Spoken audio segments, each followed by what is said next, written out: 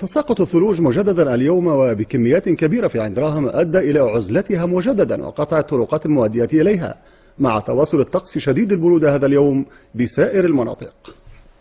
عودة تساقط الثلوج مجددا وبكثافة في مدينة عين دراهم أدت إلى غلق الطرقات المؤدية إليها وحالت دون وصول المساعدات، وضاعفت من معاناة المتساكنين بالعودة إلى عزلتها بعد أن سجلت انفراجا جزئيا في الأيام الفارطة. فالمنطقة شبه معزولة منكوبة تفتقر إلى أبسط المتطلبات الأساسية، والمدارس ما تزال مغلقة.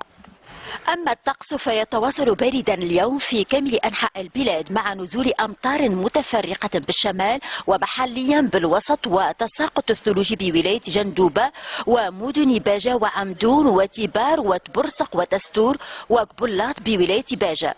وتتراوح درجات الحرارة القصوى بين 6 درجات و10 درجات بالشمال، وبين 10 درجات و14 درجة بسائر المناطق.